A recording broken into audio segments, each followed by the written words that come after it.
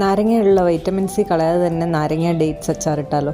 ഇതുപോലെ 8-10 നാരങ്ങ എടുത്ത് ചെറുതായിട്ടൊന്ന് കട്ട് ചെയ്തെടുക്കണം. അതിനുശേഷം ഉണങ്ങിയ നല്ലൊരു ഗ്ലാസ് ബോട്ടിലിലേക്ക് ഇട്ടിട്ട് നല്ലപോലെ ഒന്ന് കുലുക്കി ഒരു 25 ദിവസം ഇങ്ങനെ വെച്ചിരുന്നു കഴിഞ്ഞാൽ നല്ല സോഫ്റ്റ് ആയിട്ടുള്ള നാരങ്ങ റെഡിയാകും. പിന്നെ അരിഞ്ഞെടുക്കുന്ന സമയത്ത് നാരങ്ങയിലെ കുരുവൊക്കെ ഒന്ന് മാറ്റിയേക്കണേ.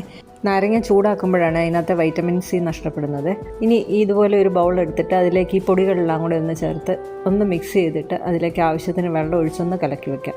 ഇനി കുറച്ച് ഇഞ്ചി, പച്ചമുളക്, വെളുത്തുള്ളി, ഡേറ്റ്സ് ഇത്ര അരിഞ്ഞെടുത്തിട്ടുണ്ട്. ഇനി ഒരു പാനിലേക്ക് നല്ലെണ്ണ ഒഴിച്ച് ഇതെല്ലാം കൂടി ഇട്ട് നന്നായിട്ടൊന്ന് വഴറ്റിയതിന് ശേഷം അതിലേക്ക് നമ്മൾ കലക്കി വെച്ച മസാലക്കൂട്ട് ഒഴിച്ച് കൊടുക്കാം. ഇനി കുറച്ച് കായപ്പൊടിയും ഉലുവാപ്പൊടിയും കൂടി ഇതിലേക്ക് ചേർത്ത് കൊടുക്കുന്നുണ്ട്. നന്നായിട്ട് എണ്ണ തെളിയുന്നിടം വരെ വഴറ്റണം. അതിനുശേഷം ഡേറ്റ്സ് ഇട്ട് കൊടുത്ത് ആവശ്യത്തിന് വെള്ളം ഒഴിച്ച് നന്നായിട്ട് വേവിച്ച് ഒന്ന് തണുപ്പിച്ച് വെക്കണം.